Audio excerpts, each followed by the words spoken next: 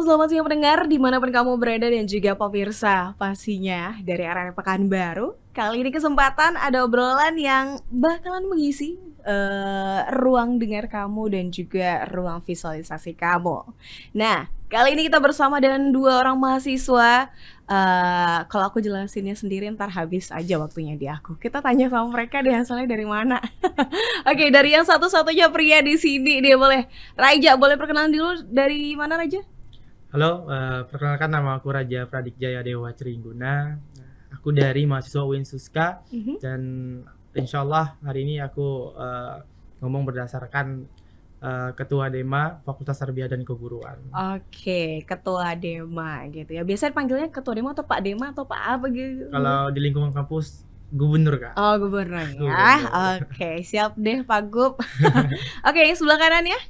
Oke, kenalin nama aku Amalia Putri, biasa dipanggil Amel. Di sini aku mahasiswa UIN Suska Riau dan sebagai Kepala Departemen Advokasi Sosial Politik Dema FTK UIN Suska Riau. Oke, ya berarti memang untuk dikhususkan di bagian advokasinya gitu ya.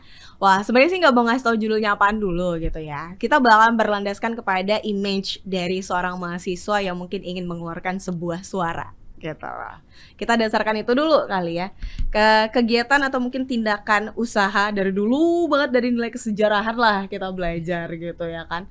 Ketika bisa dibilang sih pemuda itu jadi salah satu wadah dan kelompok yang suaranya ketika sudah bertindak itu cukup didengarkan.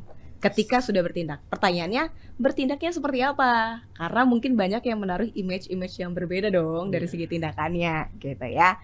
Ya, ada yang mungkin menyuarakannya melalui rangkaian kegiatan demo. Ada yang menyuarakannya dalam bentuk ngebuat sebuah event-event kecil-kecilan. Ada juga menyuarakannya dalam bentuk ya buat tulisan-tulisan dan juga sebagainya gitu. Banyak sih caranya, cuman satu aja yang salah. Image-nya tukang tawuran dan juga tukang demo. Gimana tuh kalau di kalian itu jadi image yang melekat loh kalau misalnya dari suaranya seorang mahasiswa. Gimana tuh Reja?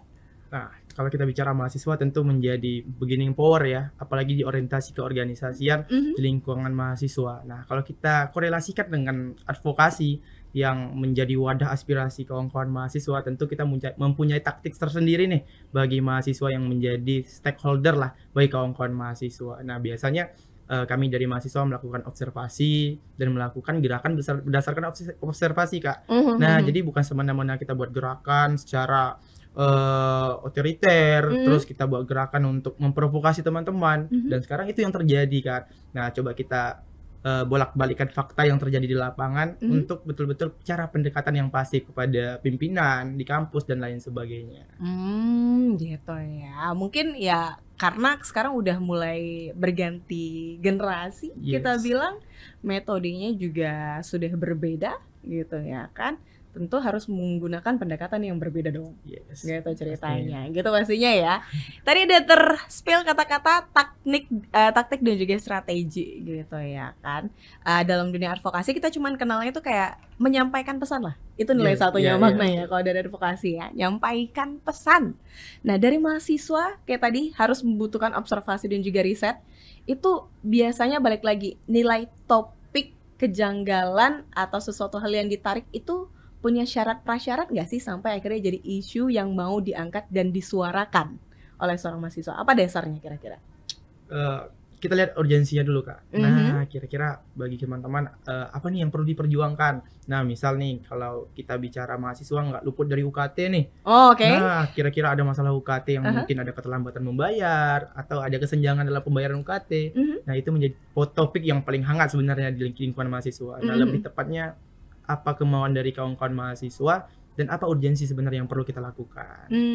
Oke. Nah, mungkin boleh ke Amel dulu deh, karena ini ngomongin masalah advokasi. Apakah sasarannya atau mungkin tempat corongnya untuk bisa menyampaikan itu sebenarnya satu-satunya kalau di lingkungan mahasiswa adalah keorganisasiannya kampusnya, atau justru pribadi lepas pribadi bisa menyampaikan bentuk advokasi, keinginan dan juga ya kayak tadi tuh urgensinya sendiri. Nah, untuk menyampaikan aspirasi itu, Kak, memang peran dari organisasi kampus itu sangat membantu untuk menyampaikan aspirasi di pihak rektorat maupun dekanat, Kak. Nah, itulah peran dari organisasi tadi untuk menyuarakan aspirasi dari teman-teman di lingkungan fakultas maupun universitas. Nah, Ketua Dema bersama dengan Kepala Departemen Advokasi akan mengumpulkan aspirasi dari humas ataupun advokasi yang ada di jurusan-jurusan.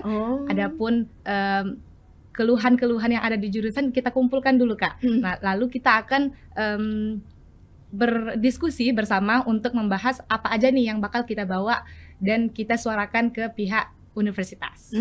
Oh gitu ya, berarti memang didengerin satu-satu, dikumpulin, habis itu nggak langsung di-spill ke atas, tapi dicoba untuk dibahas lagi, dirembukin mana yang kayaknya punya poin 5, 4, 3, 2, 1 lah ya, gitu ya kan, diseleksi dulu lah. Dikaji dulu lah. Dikaji dulu lah, kira-kira topik itu nilainya gimana sih untuk kita, efeknya apa gitu ya, dampaknya apa ya. Gitu lah kalau misalnya bisa didasarkan tadi gitu. Nah, sebagai seorang kepala untuk departemen bagian advokasinya sendiri nih Mel, gitu kan. Ini kan notabene-nya kamu seorang wanita yang kalau bisa ditanya untuk berbicara juga ya so power lah kalau wanita, kalau berpower ya, kalau misalnya bisa dibilang berpower. Tapi posisinya di sini apakah dalam sebuah organisasi kamu lah ruang lingkupnya? Suara kamu ada nggak dari sisi perempuan gitu yang juga disampaikan dari jalur-jalur komunitas dan juga organisasi, apalagi mungkin yang ditujukan dengan beberapa kejadian-kejadian yang tidak mengenakan mungkin di lingkungan kampus gitu.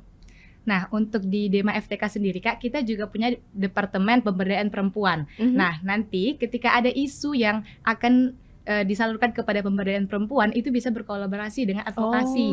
Jadi untuk membahas isu-isu tentang keperempuanan, nah itu ada bidangnya sendiri, dan advokasi akan membantu untuk menyuarakan isu-isu tersebut ke pihak rektorat tadi, Kak. Gitu. Oh gitu ya, berarti juga mewadahi lah kalau untuk pembahasan kayak gitu. Oke. Fokus untuk masalah etika dan juga taktiknya kayak tadi. Nah, etika sama taktiknya agak sedikit berbeda ya, gitu ya kan, kalau dimaknai satu-satu deh. Nah, hal yang lumrah dan seharusnya berbicara masalah etika dalam beradvokasi sebagai seorang mahasiswa, itu apa mungkin dari dasar pemahaman Raja dan juga Amel? Oke, kalau kita bicara etika, tentu ini walaupun berbeda artinya korelasi dengan taktik gak jauh ya bedanya. Karena bagaimanapun cara kita menyampaikan, cara kita untuk berdiskusi kepada pimpinan dan juga untuk menyatukan suara mahasiswa, tentu ada etikanya dan juga ada strategi atau taktik ya. Nah, bagaimana cara kita berkomunikasi di atas? Nah, selama ini yang kami lakukan sebagai mahasiswa yang punya bargaining power ya untuk ke arah komunikasi ke pimpinan, kami selalu menyampaikan sesuai dengan fakta di lapangan dengan membawa data-data yang ada dan data-data yang sudah konkret yang sudah kami kaji. Dan yang mungkin hari ini masyarakat melihat mahasiswa yang pandainya demo dan lain sebagainya. Demo itu langkah terakhir kami gitu. Itu berarti step terakhir ya? Iya, langkah terakhir kami. Ketika suara kami sudah tidak didengar, apa yang kami sampaikan di awal secara baik, tapi tidak ada digubris oleh pimpinan, maka ya tenaga akhir kami ya udah kami coba turun ke lapangan untuk menyuarakan hal tersebut. Oke. Nah, kayak tadi etika itu kan berarti ada tahapannya juga dong. Selain tadi kan kalau misalnya tahapan terakhirnya itu adalah si demo. Nah, tahapan apa-apa aja nih untuk susunan ketika kita pengen menyalurkan suara atau mungkin di advokasi dari segi kemahasiswaan? Nah, untuk tahapan advokasi sendiri, Kak, itu yang pertama yaitu mengumpulkan data-data atau dokumen-dokumen yang memang beberapa masalah yang terjadi di lingkungan fakultas kita. Nah, gitu. Ketika nanti ada aduan-aduan yang harus dibahas, kita berdiskusi dulu, Kak, untuk membahas hal-hal yang bisa kita bawa ke pimpinan. Nah, setelah hal-hal ini didiskusikan, baru dicatat poin-poin pentingnya dan dibuat dalam sebuah makalah untuk diajukan ke pimpinan. Mungkin bisa dibilang audiensi gitu, Kak. Nah, kita ngobrol dulu dengan pihak pimpinan seperti apa, apakah isu-isu yang ada di mahasiswa sekarang bisa didengarkan, bisa diperbaiki ke depannya. Nah, setelah itu biasanya pimpinan akan memberikan waktu gitu untuk biar kami bahas dulu. Setelah itu kami akan sampaikan kembali kepada mahasiswa seperti apa tanggapan dari pihak pimpinan. Feedbacknya itu apapun nanti dikasihin lagi gitu ya. Terus baru setelah ketika sudah waktu yang ditentukan sudah habis dan aduan kami tidak digubris oleh pimpinan, nah disitulah kita melakukan demo tadi, Kak. Nah, jadi beberapa audiensi yang sudah dilakukan tetapi tidak digubris tadi. Nah, baru para mahasiswa itu berkumpul untuk melaksanakan demo biar lebih didengar sama pihak pimpinan. Tapi sebelum itu sudah melakukan audiensi, duduk bersama pihak pimpinan. Oke, berarti sudah ada audiensi dulu ya. Pastinya, Setelah Kak. itu baru mulai bertindak gitu. Nah, tapi based on experience kalau misalnya dari Raja sendiri nih, 1 periode 2 periode nih. Udah mau habis Kak. Oh, ya udah 6 habis. hari menjelang habis. Oke, udah habis ya. Iya. Periode ya.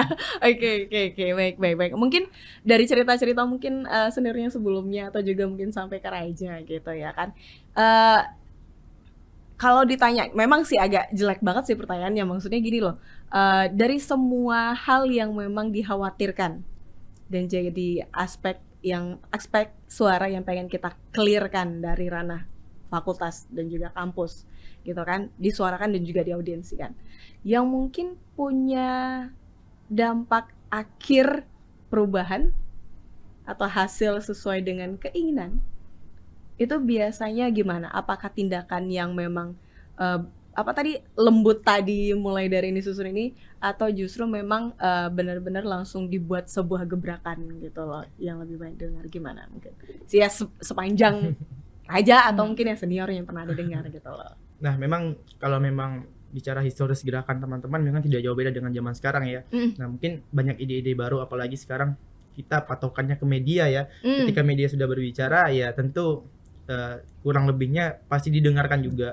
Nah, kalau di zaman Raja mungkin ya banyak sekali isu-isu yang kami propagandakan Kak. Propaganda yang dalam artian mungkin ketika sudah diaudiensikan tidak didengar, tidak digubris dan nggak dapat poinnya nih, sama-sama enaknya kan antara pimpinan dan mahasiswa, mungkin kami akan coba bangun propaganda di media.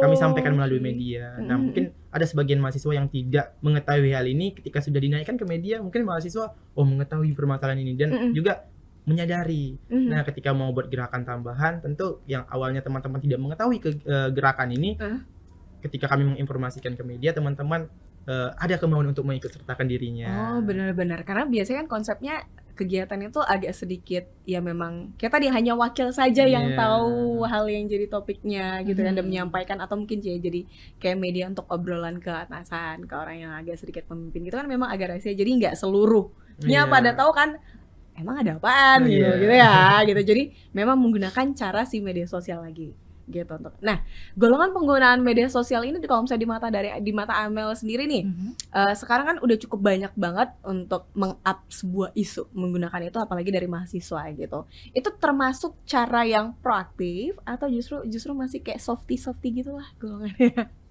Oke, kalau menurut Amel Kak, untuk penggunaan media sosial itu sangat aktif dan sangat berdampak.